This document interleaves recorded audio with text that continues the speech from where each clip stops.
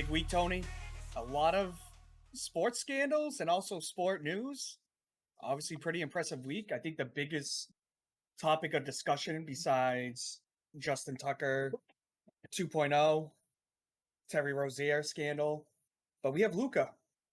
Probably, I think it might be top up there with the Saquon trade of like dumbest organizations.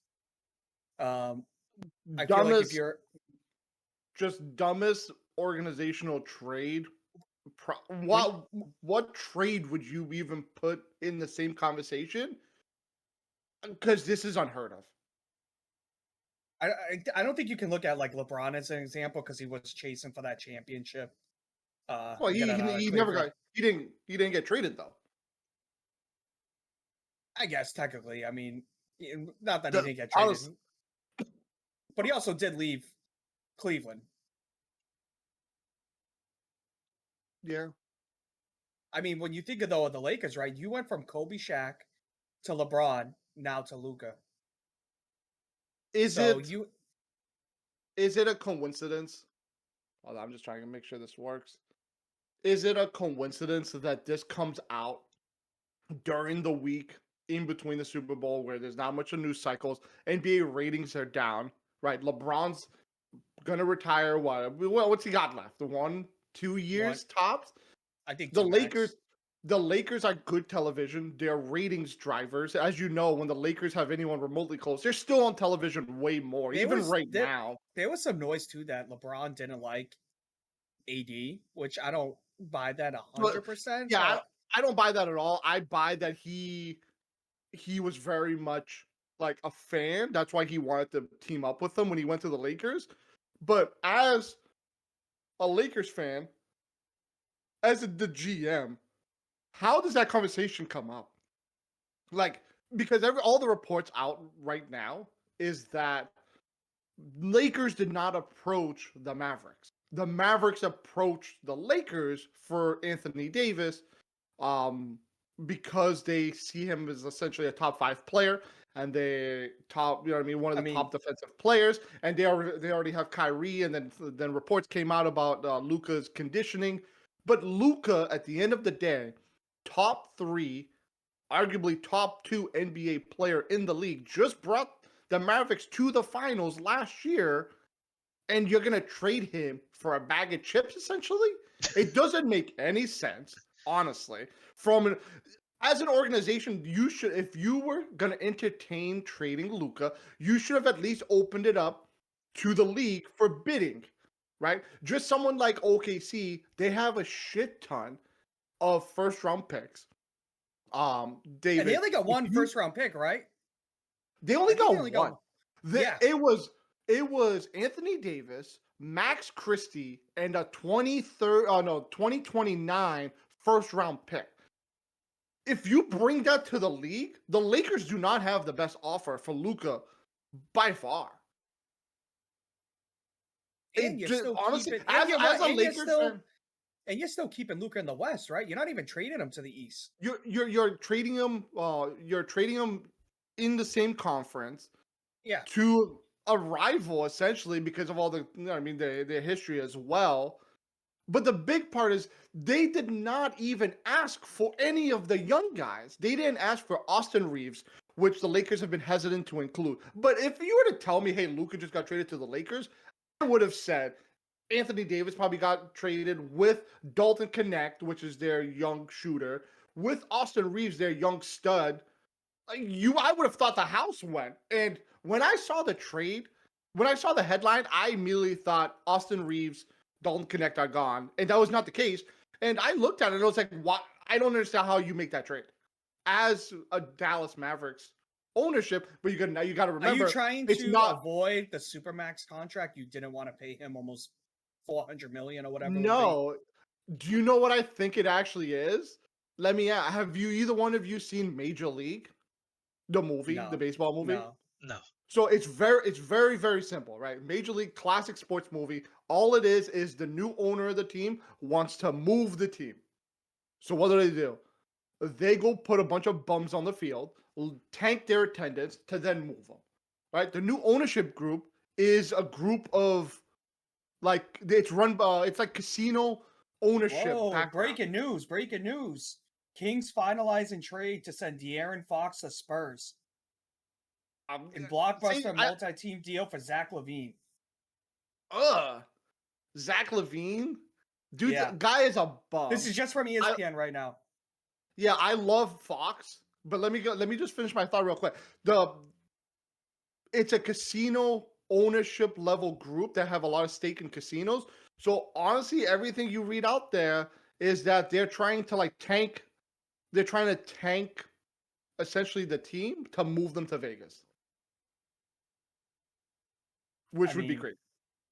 But I for see it. for the Wemby one, Wemby and De'Aaron Fox, you take that.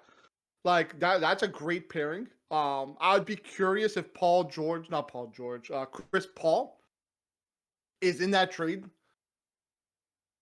So I don't know if you can verify that, because I like Chris Paul on the Spurs as a mentorship to Wemby and Fox. That would be pretty nice. I like De'Aaron Fox. I like the Spurs. I know there was a lot of rumors of Fox to the Spurs, and people were not happy with it because of his sizable contract and eating about 30% of the cap that they're going to have. But if you want to get yourself over the hump, you have to do it with a player like that to pair a nice young point guard with Wemby, because Steven Castle is not your answer. Going back to the Luka trade right now, that's almost like the Patriots trading Tom Brady in 2014 for Mark Sanchez. Yeah, I saw the perfect, it's like, honestly, I saw the perfect one of the NFL best players. So David's a Rams fan. So the perfect NFL comp I saw yesterday when everything was breaking, that it was essentially if the Bills traded Josh Allen to the Rams for Matt Stafford. I wish. You wish. But like, there was people putting these trades in like NBA 2K, and 100% of the time it got denied 100% of the time, and a lot of times they did it from both sides, like the Mavericks trading and the Lakers trading. And every time they did it from the Lakers' point of view trading to the Mavericks, it was always the Mavericks GM saying Luka is like an untradeable, like he's a for lifer, right? Like we're never gonna trade Luka. Yep. So crazy thought. Who do we think is the next stud to go to LA then to play with Luka?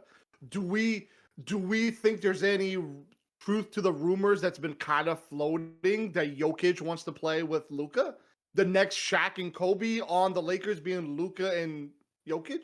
Well, I mean, if LeBron retires, right, and gets his salary off the books, you probably can bring Jokic over to LA. I mean, obviously you have to keep in mind now with how the salary cap is in the NBA with the 2 tiers, but it's just the Lakers are not done though. So as a Lakers fan right now, you have too many guard dominant players.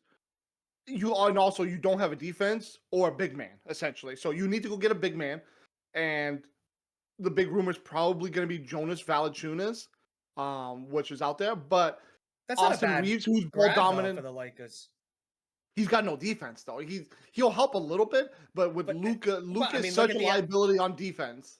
But I mean, look at the NBA now. There is no defense. Most of the teams don't play defense. They just play perimeter ball, and whoever can shoot the three and get a better 3-point percentage wins the game. Yeah, that's how the NBA is playing. Yeah, but you have to have some sort of defense. Oh, I'm not saying there's no defense, but we've gone episode 2 of the Revamped podcast, whereas the NBA ratings are in the toilet because people just don't want to see threes getting chucked up the entire game, and there's no like post game, there's no paint game. It's just like, and I don't know how the NBA is gonna fix it. And I don't think we had that. I know earlier this week, like they were talking about 10-minute quarters. Like, no. Yeah, it was an idea that was floated out there. 10-minute quarters instead of 12 to kind of, and it's 10 to 12, and I believe it was even shortening the shot clock from 24 to 20 when you'll still get a pretty good sense of the same amount of like possessions. I don't like any of that. And obviously, that's such a left field potential fix. But I don't think that would actually fix the ratings, because you're not actually changing how the game's being played. You're just changing the time. Yeah, having players actually be healthy and playing the games and then making it accessible for all the fans to be able to watch instead of making it extremely hard is what fixes it. But Jeff, in February, Lakers versus Dallas. If Luka is playing, I am slamming every over. Oh yeah. You have to. You have to. And then I don't know if you saw the press conference. The general manager sitting there with Jason Kidd, and Jason Kidd looked like he was being held hostage. It was bad to look at for Jason Kidd. I mean, you take that job thinking you have Luka, and now he's gone. Like, I wouldn't want to be coaching a team with just Kyrie as your focal point. And I know we were talking about how this came during like a Newsweek cycle where there's really no NFL, which we'll talk about the Pro Bowl later. Can I just say before you get into that, is it convenient that a big trade like this happens when the scandal of Terry Rozier is kind of out there in the news that's being linked to Jonte Porter as well with the same betting scandal? Yeah, that's a weird one too, because what are they? They're saying that's from 2023. Yeah, when he was on the Hornets, and it was all bets for the unders, which was from the same exact group who made the large bets on Porter. So it's kind of suspicious that now that line is now, I mean, that news cycle is now buried and no one's really going to talk about it. And then the NBA came out itself and said, hey, we investigated it ourselves. We found nothing, which is crazy because it needs to be a third party independent that's going to come out and say that. Well, the NBA doesn't want to have another what's his name? What is it, John Stockton situation? Is it John Stockton? No. It was the ref, the Tim Donahue. Yeah, ref. I can't. Yeah, they don't want another whole like betting scandal. Like but they already had one though. They already have, with him. And now every couple months you're having a new player coming out with a betting scandal in the NBA, and it's not tier 1 players. It's these rotational players. So Rozier's made over 150 million. He's not a bum. And now looking back at the videos that came out, I don't know, a few weeks ago, where Rozier's grabbing a rebound off of his teammate Bam and going, oh, that's my rebound, and like fighting for rebounds with his own teammate. Yeah, at the time, everyone's like, haha, that's hilarious. Teammates kind of playing with each other when it comes in like with their rebounds. But I don't trust anything, right? I don't trust any of it. The problem with the unders, especially, I think the NBA can be the most rigged one, is because I can call you up, Tony, and being like, I'm never going to pass the ball. Hit under my assist, right? I'm never going to pass it. I'm just going to shoot it every time I have it. Or like, I'm never going to grab a rebound. Take the under on my threes, and I just won't shoot any threes. I'll only drive to the hole. And that's the easy. Like, you look at baseball, I mean, yeah, you could be like, I'm going to strike out every single time I go up to bat or something like that. But I think baseball is a harder one. NHL is a harder one. Soccer, football. I think those are just all harder sports for someone to quote unquote like rig it, like for like a betting rig. Yeah, especially because the NBA has more consistent rotations for players, and you know what you're getting. Yeah. So I don't know what's gonna come out of the Terry Rozier scandal. I have always thought he was a great player, and like you said, he made $150 million in his career. So I don't know why somebody. It's not like Porter was on a league minimum. Yeah, Porter was on a league minimum. Yeah, and you never even heard of him. So I understand with him, like he could be like, maybe I can get a cut of some money because people are gonna slam my unders, and I'm gonna tell them what I'm gonna do and not do. Everything you've ever heard of, right? Especially when it came to the Tim Donahue and the backing of it and who was making the bets, right? Anytime there's any scandal with betting, it's a pretty large group with their tentacles kind of all over, right? It doesn't surprise me that other people might be kind of getting lumped. Did you see that? It's not going to be just Porter. Like, let's be real. Did you see the Netflix documentary about the ref betting scandal? I watched most of it. I remember when it came out, and it was crazy that everything was on video. And he pretty much took the blame for everybody, but he pretty much said that all the refs were like rigging games. And if you go back and you watch the Lakers versus the Kings in the Western Conference, I believe it was Game 7, either 6 or 7, right? A very pivotal game, and it is one of the worst officiated games. If you go back and you look at it, Jeff, honestly, we should probably sit down and watch it together because it is awful. It's probably horrendous, right?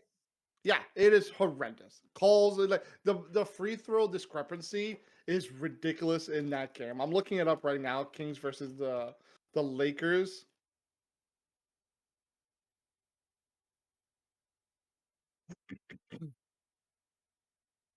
I'm trying to see. It was 2000. So it was in 2002.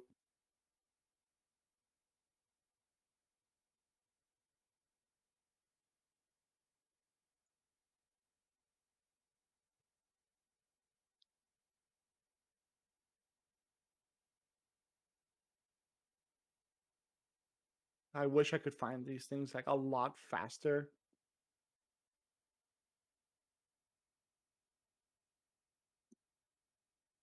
While you're looking at that, Yeah. So the Lakers attempted 40 free throws, compared to 25. 40 is 40 to crazy. 25 in a pivotal game. And that, you know what I mean? That's just the free throws. That doesn't include just regular foul calls. You know what I mean? Yeah. That didn't put him at the line. Now, talking about the next scandal of the week, Justin Tucker. And I will say, where there is smoke, you will find fire. I don't want to say everybody's lying about those accusations, but we've had plenty of times where I think a few of them are true, but I feel like some of them want to jump on the bandwagon and just try to get a payday. But I mean, you're not going to have, 10 people accuse you and all 10 are false. So, I do think a lot of them are true, but you're always going to have someone that tries to, and sometimes you see it. It's not even like the massage therapists that are doing the accusation. It's like the owner of the spa, and I'm like, why is he even in on the this? owner of the spa or like the husband of one of the therapists. Yeah, and it's what like, kind of what's happening here. Are they just trying to get on this to get a payday? No, like I said, with this smoke, this fire. I think if you have this many people coming out and saying that he did something, I think he 100% did it. Like, no questions asked. It's just funny how this feels like it's an NFL thing. You have Deshaun Watson, you have Robert Kraft, now you have it's all the same. They all like to go to these massage parlors. So, one thing I did find, I came across, right, when everything was breaking with Justin Tucker. I don't know if either one of you saw it, but over a year ago, someone on Reddit, because Reddit is a lovely place, over a year ago, someone posted this comment. I'm going to just read it to you guys, right? It says, I just think it's safe to say there's a lot of POS NFL players, and I wouldn't dare defend any of them. A girl I went to high school with is a massage therapist and put on Facebook a few months ago that Justin Tucker is no different than Deshaun Watson, and she wouldn't cave into Tucker's demands of jerk-offs and asshole fingerings, so she was told to leave, basically. The massage studio told her they go with it because of the money involved, and that's how they actually make a good living. And then it says, if Justin Tucker is getting weekly handies and finger popped and forcing women, then I'm sure there's even worse than these guys. That comment is one from a year ago, over a year ago. So it was already known, right, from the people close by.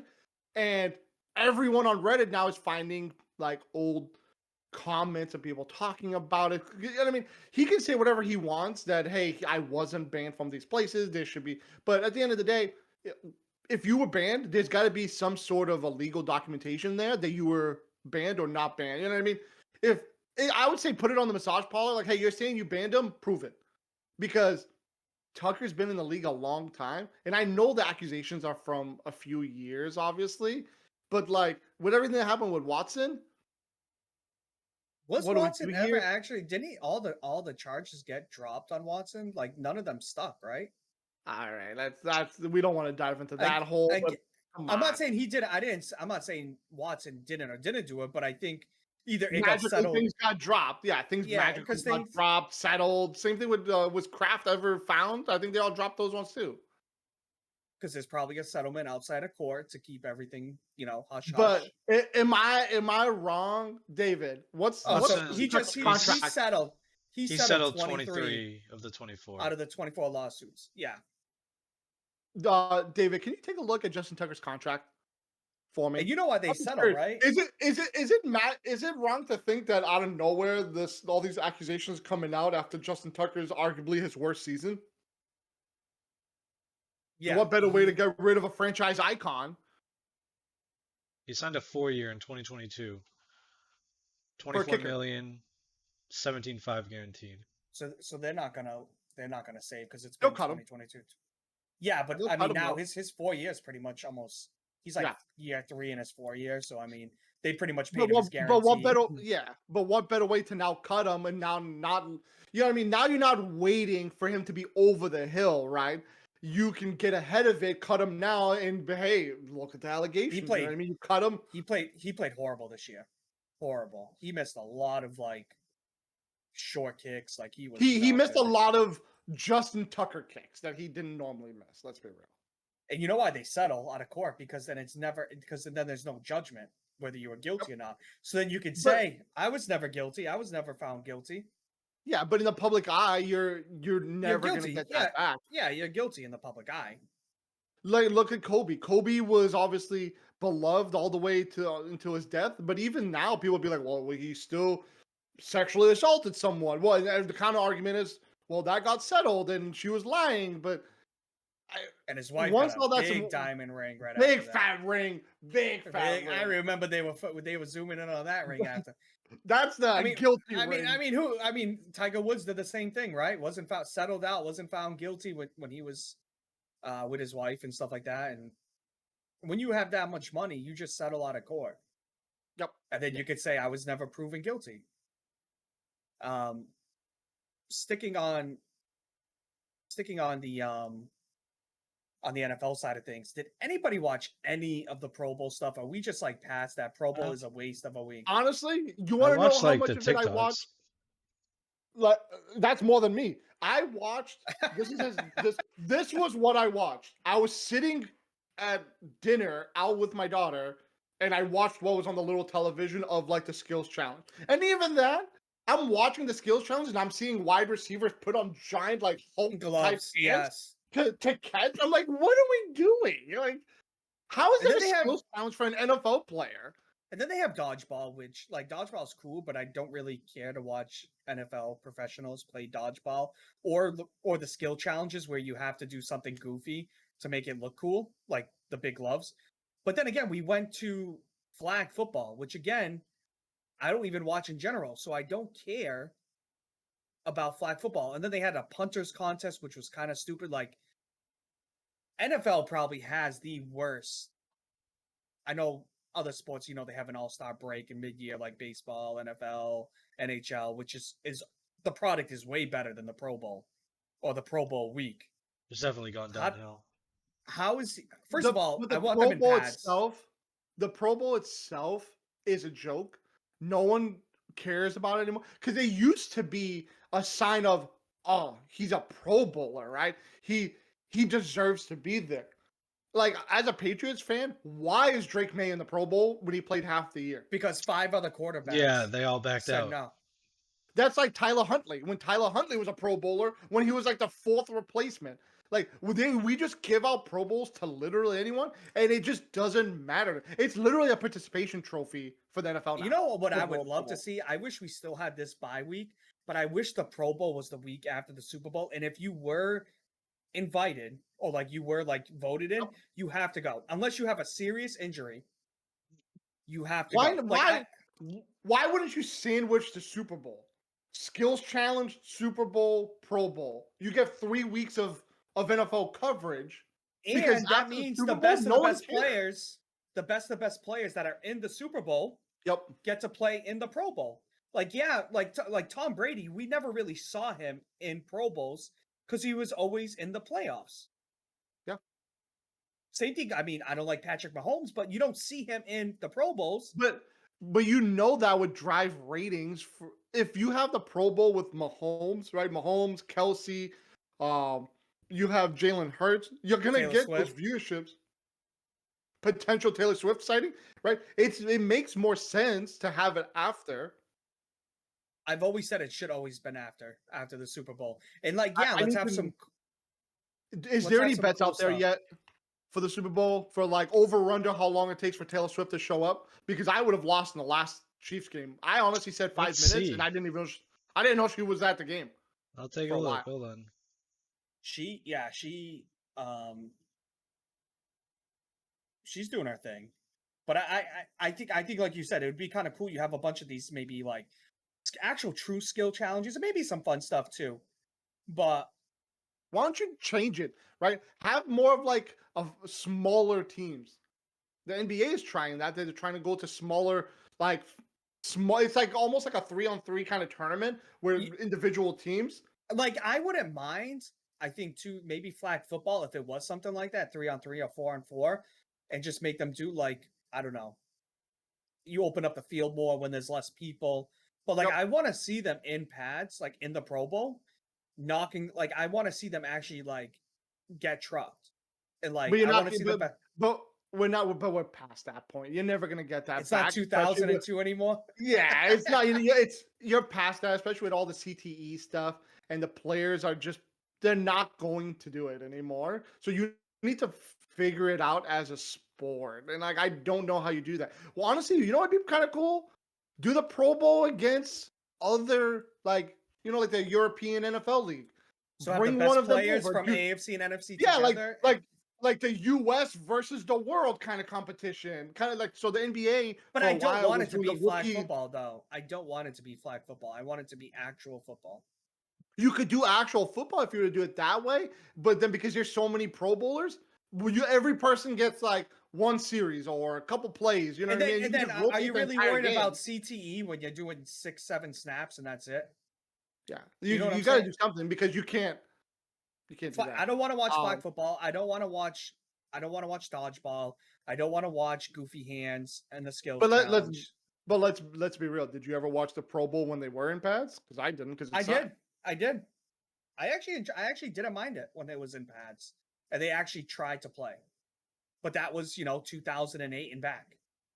Yeah. The past 15 years, like it's just been a joke of a week or a game.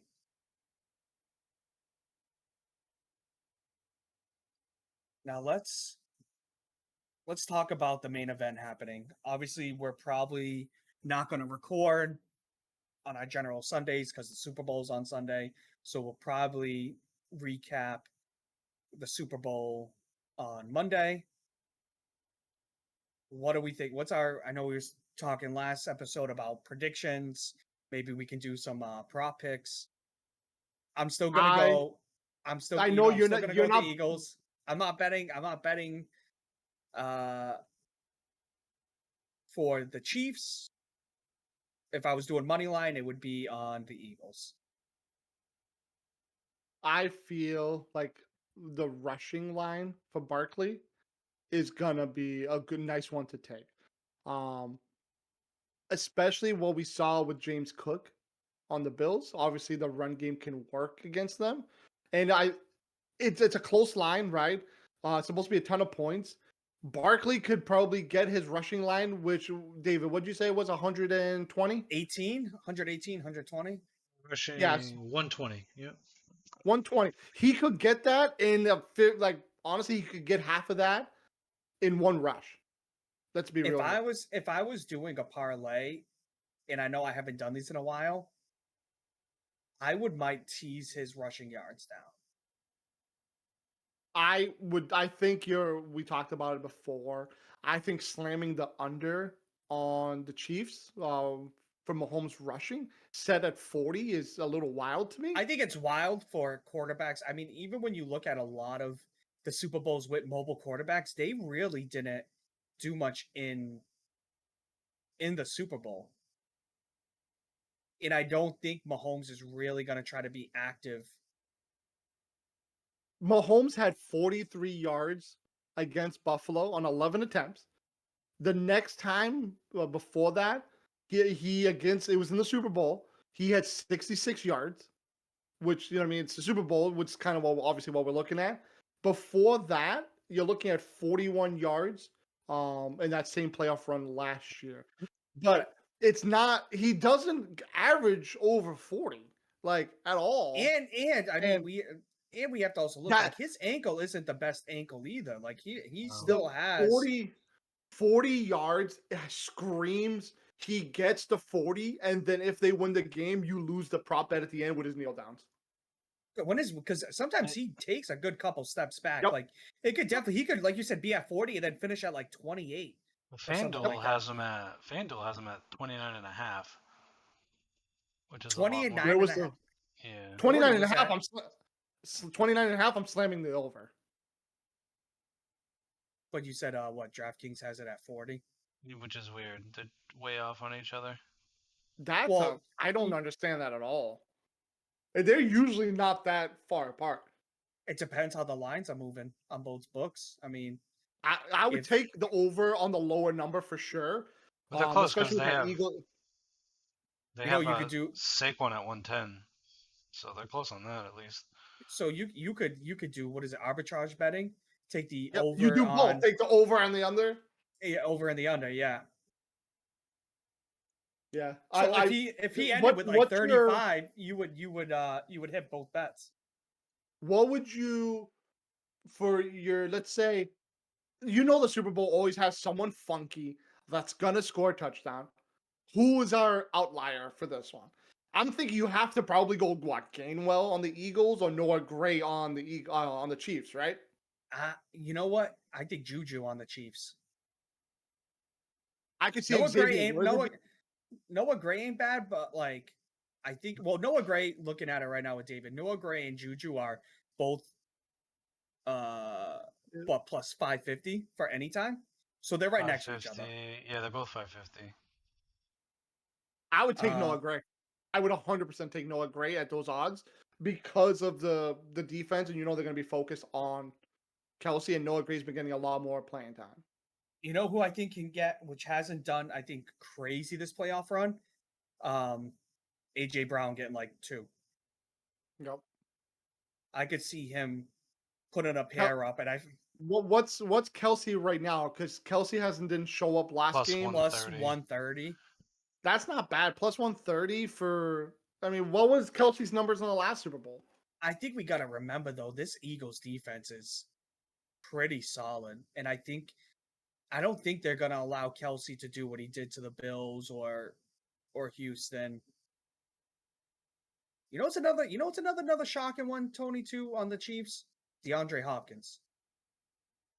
Yeah. I could see him like. I know, but I could just see that game just being a Kareem Hunt 2-touchdown game. Like, I just don't like it. I don't think I personally I don't think I'm gonna touch on any time. Maybe for like the long shot just to have one.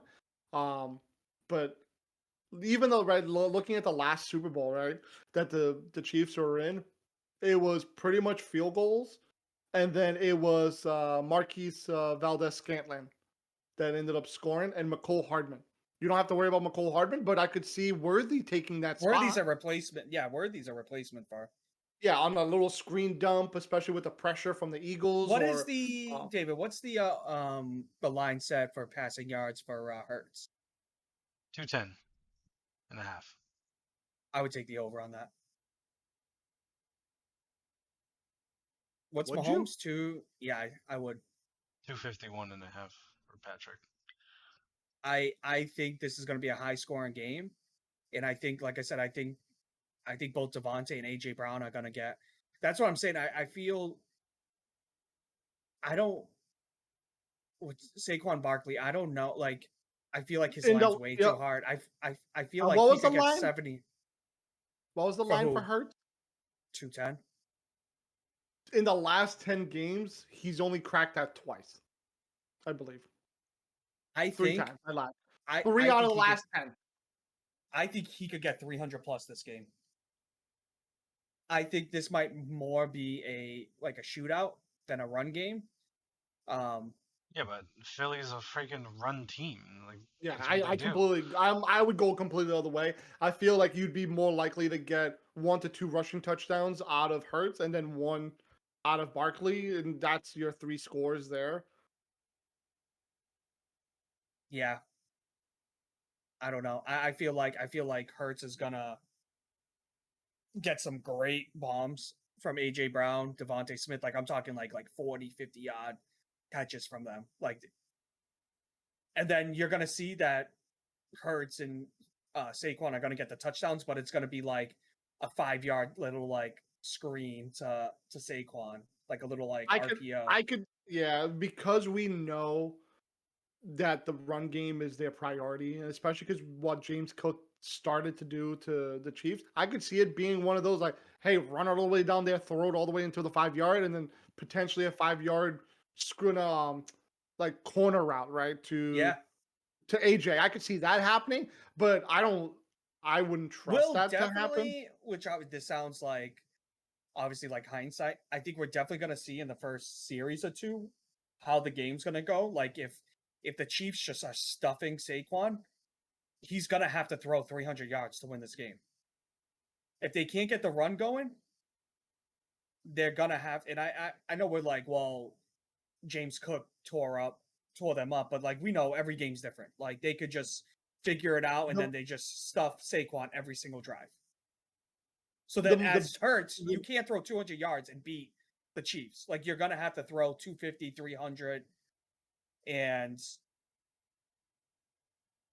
to win the game. Like you're going to have to throw, you're going to have to put up 3, 4, 5 touchdowns to beat them. Yeah, so, and I just looked it up. So Landon Dickerson, who was hurt in that last game that the Eagles had, he's been cleared to play. So it's nice because, they'll be at full health up front. I hope it's a good game. I hope it's competitive. At least I'm looking. Honestly, you know what? The biggest thing I'm looking forward to for the Super Bowl? Completely off topic. The new Fantastic Four trailer. That's probably what I'm looking forward to. Fantastic Four has been such a flop in theaters, like for the past 20 years. But now it's under Marvel's rights. They have Pedro Pascal, who is batting 1,000 with everything he touches lately. I am 100% in unless like it looks like shit, which the rumors and the leaks are saying that it looks good.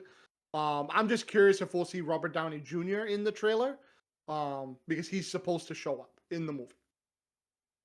I was listening to a lot of the sports broadcasters over this week too about Patrick Mahomes' legacy and if he gets the true three-peat, right, which has never been done before.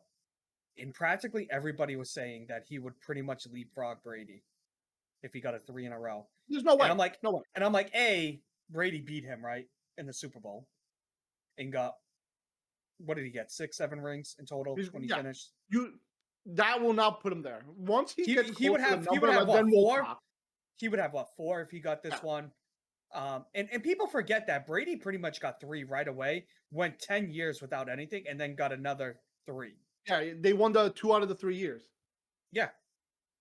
So Patrick Mahomes, if he loses Kelsey, loses a lot of weapons, he's getting older. Like people think he's gonna be on top. Like I don't think so. Like if he wins this one, and I think Kelsey's leaving either way, like he could definitely go on a drought for 5, 6, 7 years. Mm-hmm. He's 35 and maybe just wins one more. And even then, like to me, he has to win one more than Brady to at least be put into the category of the number one, like the GOAT, I guess you would say, because Brady he needs to surpass him because he doesn't have the history against Tom Brady head to head, because they did play head to head multiple times. And also, people complain about it too, but Brady played in that first era of you could hit the shit out of a receiver and nothing happens. You could hit the quarterback and really not much happens. Now you breathe on a quarterback. You could breathe on a quarterback. Yeah, I mean, we've seen against Houston, the 16 roughing the passer calls against Mahomes, but there was 2 totally different eras. You think that's why Patrick Mahomes' number is 15? Because that's the amount of yards you're going to get when you touch him. That's why anytime you see a picture of him and Brittany Mahomes, you never see her touching him because it's an instant flag. You're looking up, Tony. I see it. So, yep. So I'm looking the trade, the Spurs and Kings trade. It's Spurs, Kings, Bulls. Yeah, it was a 3-team. Yep. So Spurs get De'Aaron Fox. This is the main piece. They also got a bench player, McClellan. You've got the Kings get Zach LaVine, CD, Cisco, 3 first-round picks, 3 second-round picks, And then the Bulls get Zach Collins, Trey Jones, Kevin Huerter, and their own 2025 pick via the Spurs. See how there's first round picks included in this trade? The Mavericks. I don't think we'll ever fully. I don't think we'll ever fully. I don't think all the details haven't come out yet. Something's got to be there. Every comment I saw on Reddit was like, "Is Luka dying? Does he have 6 months to live? Because that's the only way this trade makes sense." I think once like Jason Kidd fully retires or something, he's gonna go on like some type of podcast or news and like spill the beans. Someone's gonna eventually, within the next 5, 10, 15 years, spill the beans on this trade on what really happened. Honestly, that trade was so one-sided that if I was Rob Pelinka from the Lakers, I would feel bad. Like I would call them back and be like, "Hey, I owe you a little bit more. Like, do you want a couple first-round picks? I'll take you out to dinner." Like, like it's one of those that like when you take advantage of someone so bad that you're like regretting it and feel bad.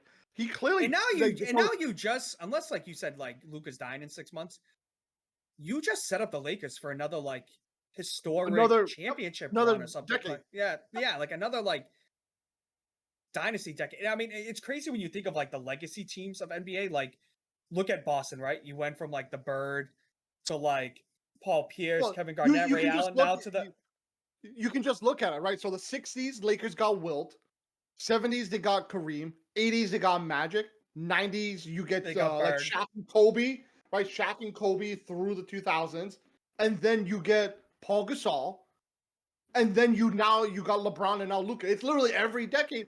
The Lakers need to be relevant for the NBA. Same thing with the Celtics. All right. If you think if the Celtics and the Lakers are not relevant, no one cares. Yep. I mean, same thing with NHL. Same thing with the NHL. You have your 6 legacy teams that started it, right? What is it? The Bruins, Detroit, Montreal. Yep. I don't know the other ones. But if those teams are not relevant, the ratings generally are lower that season in the NHL. Switching a little bit off of sports into gaming. Anybody play, quote unquote, the new Warzone 2 season? Nope, haven't touched it. I haven't. Last time I played, it was miserable every time I play. I'm just like, I don't get it. I still believe it's too many players. They should definitely lower it.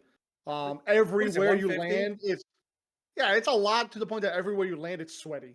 Like, give me a break. Like as soon as I land somewhere, like, I think the game. 100 is good. 120, but it's too many now. I think the patch notes. I think I played it a little bit yesterday with my buddy, and then I played. I think with Chris. I think there was a few of us playing. Chris, Justin. They nerfed a lot of obviously the weapons that we all use, like the XM4, what is it? The PP, whatever the other numbers in behind it as. So obviously everything that was meta in season 1 got nerfed. Obviously in season 2 they said they had some fixes and some anti-cheat, but really it's just to promote all the new cosmetics and guns. I think it's going to be a big turning point for them. I think in March, David, you can verify for us. I think in March is when Verdansk comes back, which I think everybody since 2020 was like Verdansk was the best map. But are you at that point where that will do nothing for you? The game's still broken.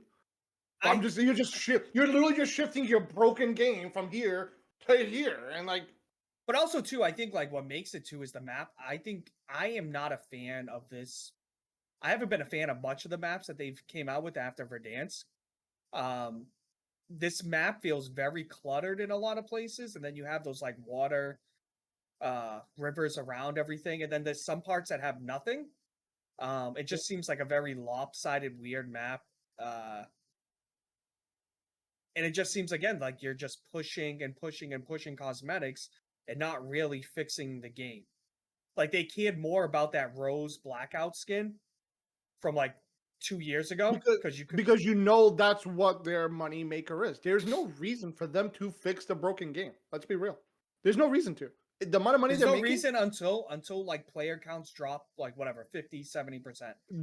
they'll fix the game once the next Call of Duty game comes out that they're going to integrate into Warzone, and that's probably when you'll see the next potential fix, I think. We'll see. I mean, I'm hoping like I think Verdansk is a great map, but there's not great. I'm not. I want to say Call of Duty, but there's not great even battle royales, like multiplayer type games to play with your friends in general. I know everyone loves Rivals. I haven't played Rivals. I just downloaded it to play Rivals because it's so. Besides single player games, there's nothing there if I want to play with my friends that is enjoyable. Rivals is just like an Overwatch skin. It's just an Overwatch. Yeah, it's a hero shooter, which to me, and I played Overwatch for it. Just they're not that fun. I want for me, in like at least in a war zone, like there is some downtime, casual time that you can kind of shoot the shit with the friends and like when you move into different areas. But when you play like a hero shooter, it's on 100% of the time, and there's really no. It's like you're almost playing like a ranked mode the entire time because you have to be on the entire time. Yep. And to me, that's not fun. But people love Rivals, and actually, it's probably killing Overwatch. I don't know what Overwatch 100%. Numbers is. Yeah. I don't know what the Overwatch numbers is, but I would assume like they're in the tank. I think Overwatch has been struggling anyway. They have to be struggling with Marvel Rivals. Everybody's playing it. Rivals has 20 million. And good for them. Good for Marvel Rivals, but I wish and they came out with a pretty polished game too, which you don't see that much either. And I know it's tough to make a if you base it just on Twitch alone. Overwatch 2 the Overwatch 2 player count has dropped by almost 40% since Rivals has launched. And if you go off of Twitch views too, Overwatch 2 is at like 15K average, and then Marvel Rivals is at 84K average. So like what, a 6x compared to the two? Yeah, basically. Yeah. And that's just in the last 7 days. And I know Tony, just speaking about video games in general, and that report that came out, I don't know if it was this week or last week, about what's Xbox's end goal. So as of a few days ago, Xbox, the big report is Forza is coming officially. I don't know if it's officially been announced, but everyone already knows it's happening. Forza is coming to PlayStation in the spring, and then most likely followed by Gears. Some of the Gears game and Halo. As a PlayStation person, Xbox, cool. I love it that it's good to open it up to the player base. Halo collection, I never really played it when I was younger. Best controller. Stop it. I think the Halo collection is probably a day one purchase for anyone on PlayStation. What is that, Halo 1 to Infinite or whatever? Halo 1 to 5? It's the Halo collection. It's everything. Yeah, I will say best Halo game was Reach. Jeff, get out. Reach. Did you play Halo Reach? He loved Reach. Reach is the best Halo game. But you know what I mean? I'd be playing it. I'd love to play with my. That'd be a cool game to play with my friends, right? To do the multiplayer again. I will say, what's Xbox's strategy? I don't think Xbox cares because they own pretty much all the good development studios now, right? They own practically all the ones that make all the games in general, right? Besides like PlayStation first party. What is their long-term goal? You're no longer Game Pass. You don't care about making new consoles. They're essentially going the route of like Sega, where you want to just have your mitts and everything, and that's what they're doing. I think their end game is Game Pass, and I wouldn't be surprised. And I'm not talking anytime Game Pass on Switch too. A Game Pass on everything, even PlayStation. I wouldn't be surprised if they made some deal with PlayStation. And Game Pass is like we joke about Skyrim being on everything. I think Game Pass will be on everything. Because they know, right, that their moneymaker is their games themselves, especially with all the developers that they own, right? Fable. Why would you put Fable behind an Xbox console that is so far behind from everyone, like for the console wars that we used to have, right? Fable needs to be out for everything. You've you got can have your the Elder products, Scrolls. The new Elder Scrolls needs to be on everything. I if was you can have worried your that Call of product on Duty. everything, and your Game Pass is on right now 50% of everything, Yep. like all you care is about that, and we see it on like streaming apps. It's just reoccurring revenue, subscription revenue. Yep. If you can have everybody that has a PC paying your whatever $15 a month for Game Pass, right? I might buy I would not. one or two. I might buy one or two actual $60 games throughout the year, which comes out to $120. But I'm paying $20 a month for Game Pass, which is $240, which is double of what I pay for games anyways. I would not be surprised if Xbox was to release some sort of handheld, almost like a Steam Deck, Switch kind of version with just Game Pass on it. Yeah. Why? I mean, I think you can already do it. You can already do it on the Steam Deck. I think. Yeah, you can already do it. I they believe have on the Steam Xbox Deck Cloud. They have like Game Pass Cloud already that you can put on But your phone. Exactly. But I could see them releasing an actual like smaller console because they're not going to release a full-fledged console. I don't even think they have to. They can just piggyback off of the Switch, dude. Yeah. If they partner up, but I don't know. Nintendo would be a genius, and I know Nintendo is always like strong-headed and strong-willed on just Nintendo, but if you can bring a whole other user base and fan base, and it's just like an application built into your device, just Game Pass where you can download games, and it's its own like integration. You could probably charge more for Game Pass on Switch. Like, I'm not saying anything crazy, but you could charge a little bit more just to have the luxury of using Game Pass on Nintendo. You know what I mean? You could have, right now you can do the Xbox only tier. You could do Xbox and PC, the ultimate. You could do a third tier that you have. I have three Switches in this house. You know how nice it would be to put on the girls? Flex on us. Well, I have two. I mean, Nintendo Switch Lites are like almost no money. But imagine if I could put Game Pass on the lights for the girls, and they can pretty much download anything.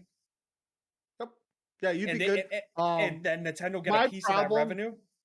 So here's the other side to it, though. Obviously, and this is just with everything in the world, if there's no more competition for PlayStation, we're not going to innovate, right? We're not going to go above and beyond, right? I was just going to say that. Does the quote unquote consoles then die in a way? Yeah, consoles are consoles are pretty much dead already. For like the console wars, because the Xbox is they're no longer in the race for it. And now I don't think they want to be in the race. If you're PlayStation, right? If Xbox is no longer making console, you don't need to innovate. You don't have to innovate. You don't have to innovate anything at all, and you can just keep releasing more games and raise the price, which it sucks for everyone. Obviously, what pushes, I mean, you look at, whatever, say Ford and Chevy, right? What pushes their technology is one comes out with something that's great or whatever technology-wise. So the next one like Chevy then has to be like, whoa, to compete with our F-150s, Silverados have to have the same tech or same features, whatever, because then people aren't going to buy it. If you just have, like, obviously you can't even compare like the Switch to like an Xbox or PlayStation because it's kind of in its own realm. But if you don't have anything truly competing against a PlayStation, which I have them on my wall, like you said, what comes out of it? You're just pretty much now become like Microsoft is switching over to a SaaS company, software as a service. Yep. They want to get out because consoles are all PlayStation. Leader.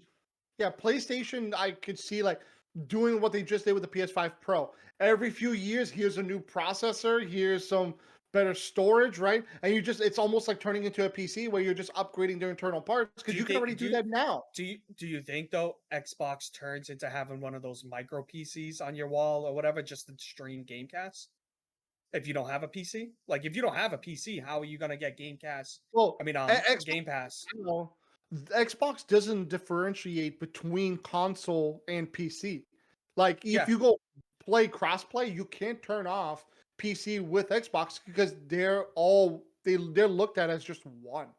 And also too, you can get like the Xbox Series S, which is like $199, and just Yeah, but have you don't Game Pass. want that. It can. In a fun fact, I didn't know if you guys know that if a game cannot run on the Series S, like the digital only one, compared to the bigger console, that it can't release on Xbox. That's what happened with Black Myth Wukong.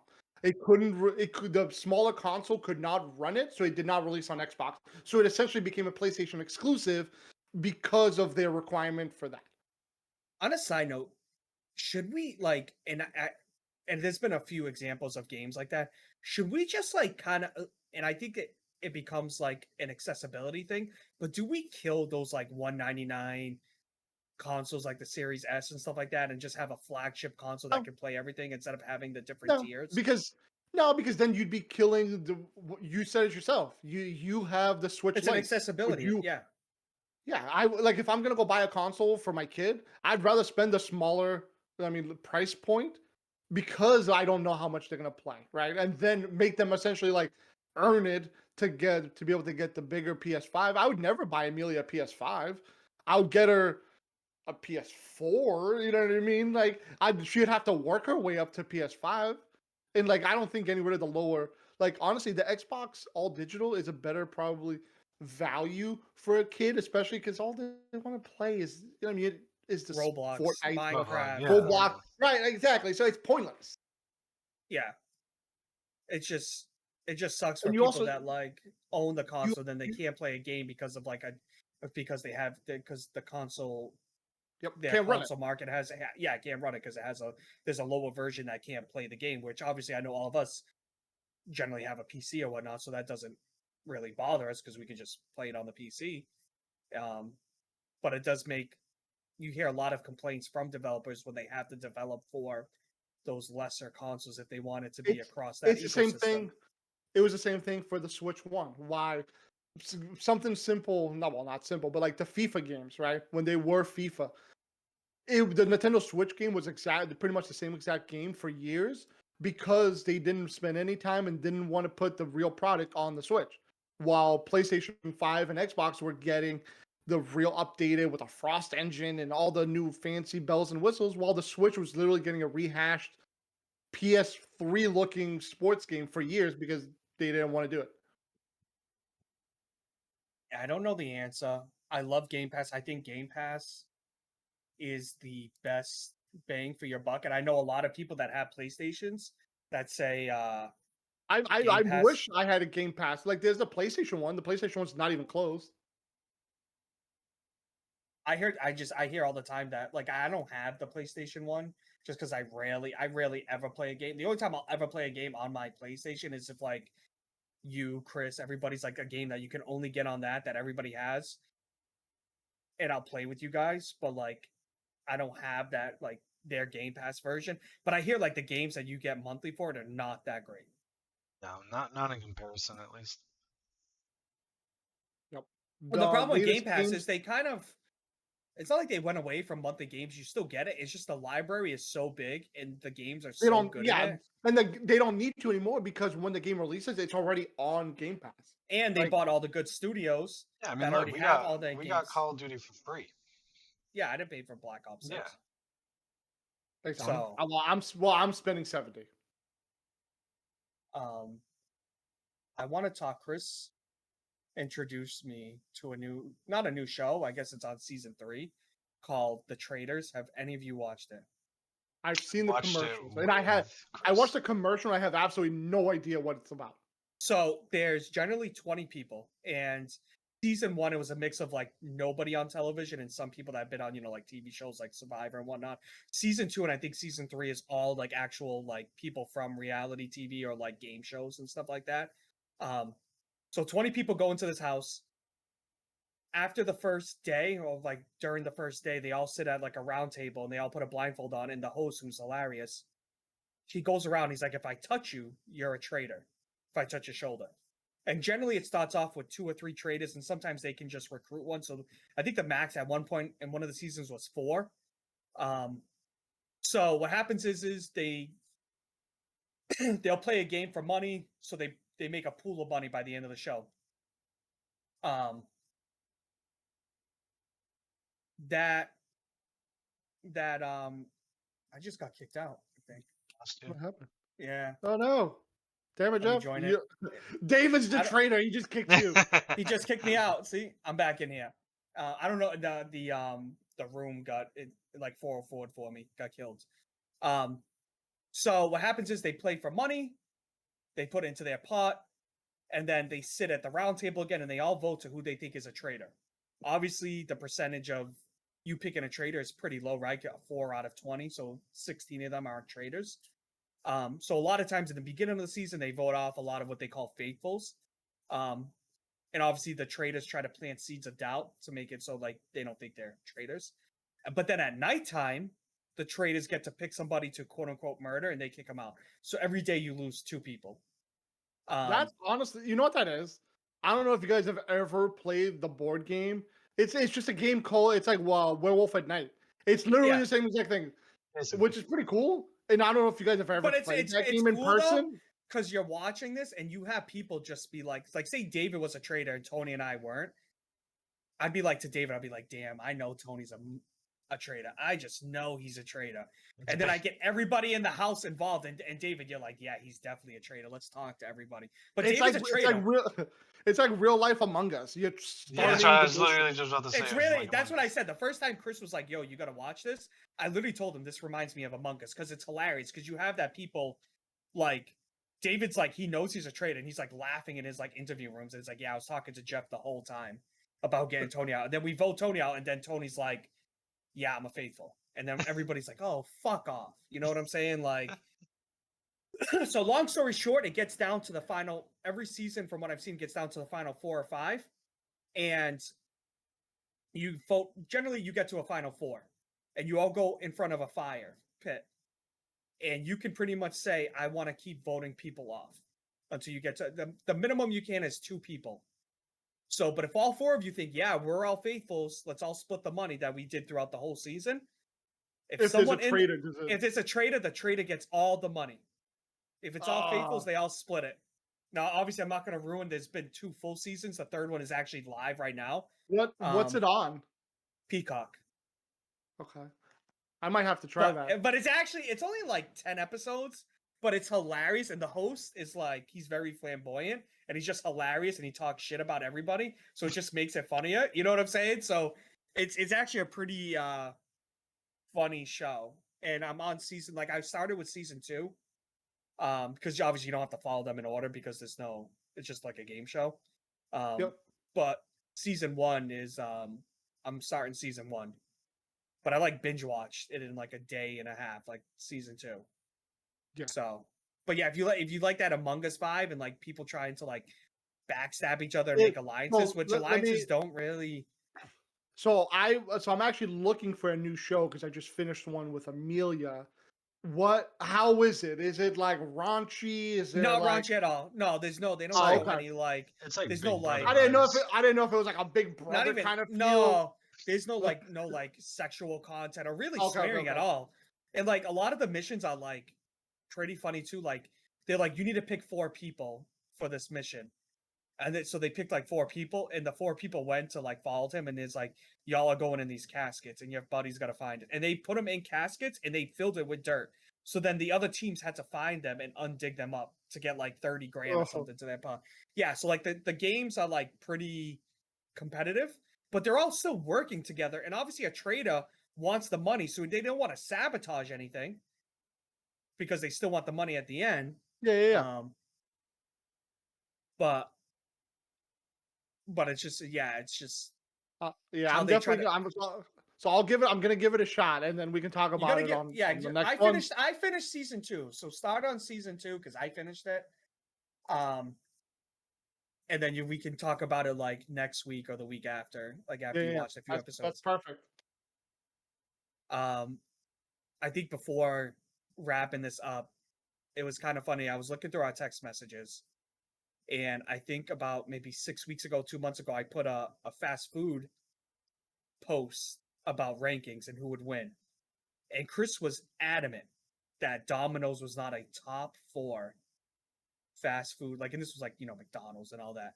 And I think everybody else had Domino's in like the final 4, right? No, dude, Like, you're wrong. we are not. I am not wrong. Domino's You're has wrong. the best. Domino's has the total package. It's got the value, the price point, it's fast, right? It's a great bang for your buck. You get 2 for $6.99. Like, what are we even talking about here? It's just I remember not. one time. First of all, This is funny. This is not a paid sponsorship by Jeff. We swear. This is not. Nah, Domino's, call me up. Call me up because we'll put. Jeff, you can't even. The fact that you go out of your way for Domino's bothers me, because I know they don't deliver to your house. They don't, but a lot of times when we get Domino's, it's because like the girls are at dance, and Domino's is literally like 20 seconds from dance. Honestly, that's probably my biggest thing with Domino's. Like, I'll bring Amelia somewhere, and then like, hey, if I'm gonna bring home some pizza, if it's just us two, right, we'll get something. But if there's like 3-4 people maybe coming to the house, right? Domino's, what, 15 minutes? Right, 15 minutes, $20. That you can spend $20 and get like 3 pizzas or like 2 pizzas and chicken or whatever. And I've got the drink, I've got a dessert, I've got it all. And like I'm good. Yeah. So I was joking because I was actually laughing. I think it was with Chris too.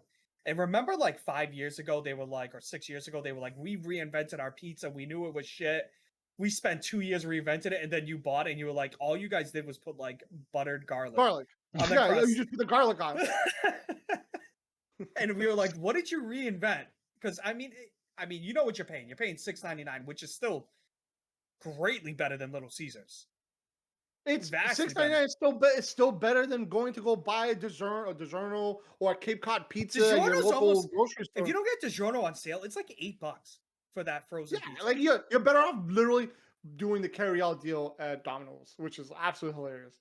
And like Tony said, the price point, you could spend, I think it's like $22 and get 3 of whatever on their menu. The food is actually not that bad in general compared to other fast food. And like $20 at McDonald's don't get you much. Yep. Take $20 to any other fast food restaurant, you're not getting what you get at Domino's. And I will die on that hill. I completely agree. I was with you. I was with you on the Domino's topic. Because the girls just had it the other day. And I was like, and I was looking through my phone too, and I was like, this reminds me of like that Final Four discussion that we had with Dom. And then like I called Pal's Pizza. I think it was for one of Chloe's birthdays, and I was like, I know you don't deliver to me. I ordered from Palace the other day just for myself. I wanted a steak and cheese sub, and I think I got French fries. It cost me like $22. I could have eaten like a king. I could have eaten like a king at Domino's. I remember I called Palace one time, and they didn't deliver to my old house, which was I think still under 5 miles. And I was like, hey, I have a birthday party. Would you deliver like, and I don't even think what the price was. I was like 10 pizzas for the birthday party. And they hit me with like $130 and we're not going to deliver it. Domino's, the same 10 pizzas is like $72 for 10 media. And so pretty much I could get double the food at Domino's. And I don't even think Palace or a lot of the actual like mom and pop pizza places around us are that much better than and that's the thing.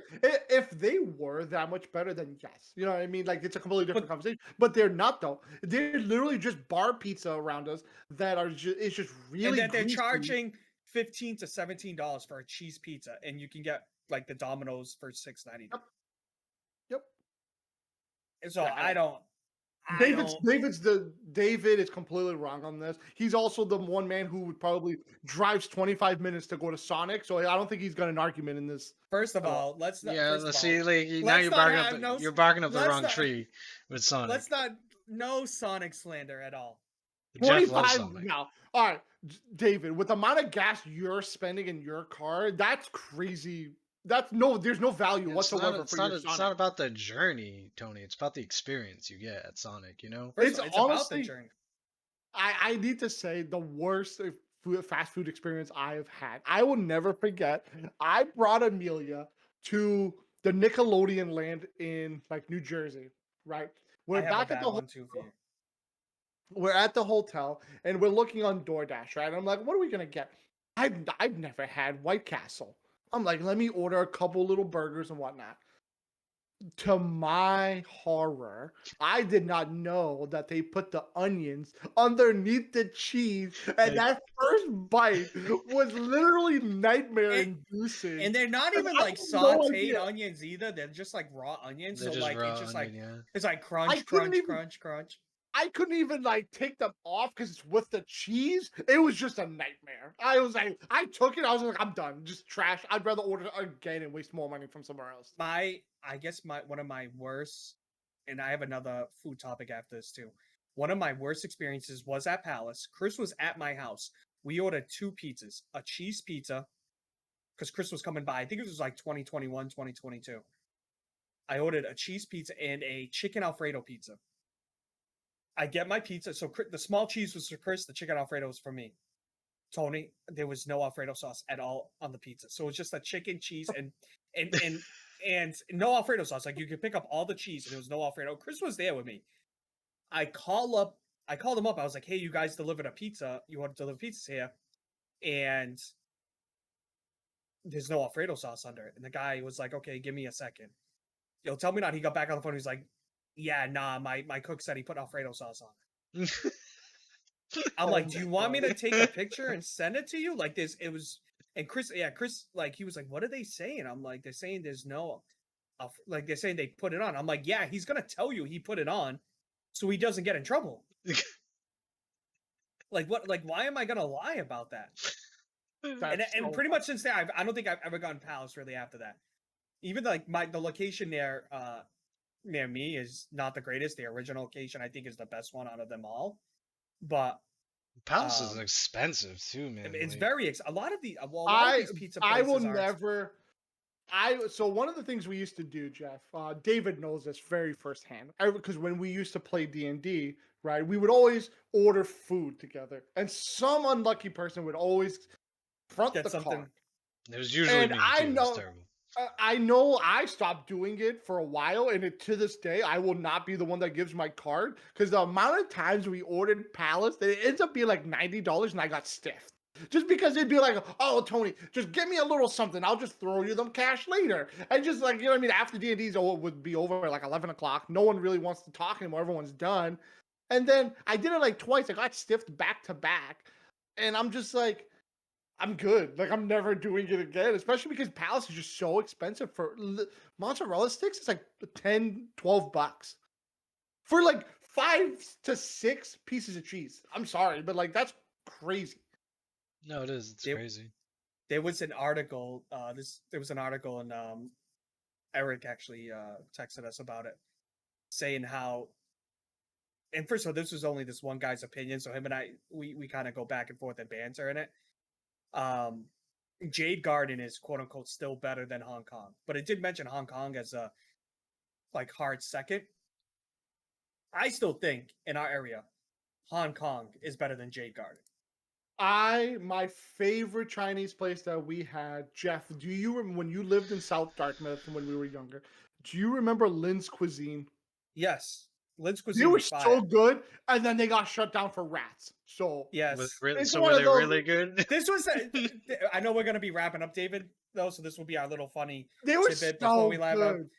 This was the same Chinese place that Tony and I ravaged my house with while playing Metal Gear Solid 4 while my mom was at a baseball tournament with Chris. Jeff, and then we got the phone call 20 minutes before she got home saying, hey, we'll be home in 20 minutes.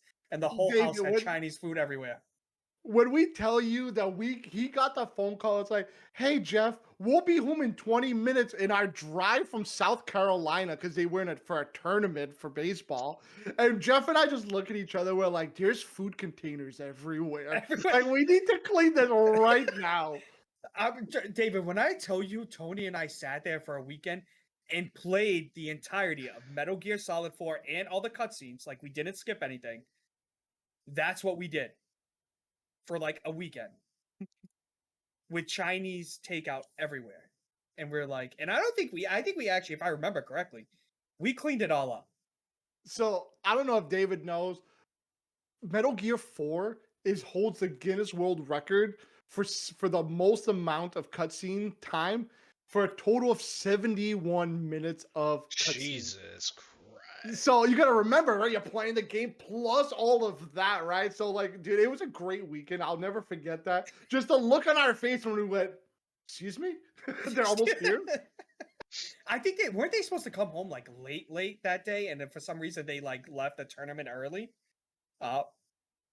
Yeah, it was wild. Lynn's cuisine was fire. R.I.P. to Mama Deb, but you used to always get the chicken rice soup. But yeah, good times when we were like 18. I quickly Google searched it. I completely lied, David. The 71 minutes is a Guinness World Record for the longest cutscene in the game.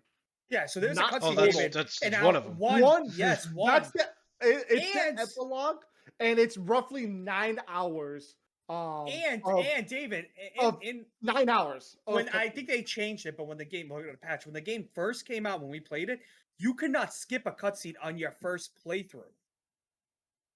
So you had to watch those hour-long cutscenes before you could continue playing the game. Yeah. Yeah, so it's essentially a 3-hour video game, but if you skip all the cutscenes and the phone calls between the characters, and it's over 20 hours if you don't skip any of it. Over a weekend stuffing our faces with Chinese food that eventually went out of business for rats. Okay, boys, let's call it. We'll be back next week with our post Super Bowl wrap up, and we'll go from there. Awesome. Good. Later, fellas. Later. We go all out, Jack podcast. We're gonna shout. Late nights in the studio.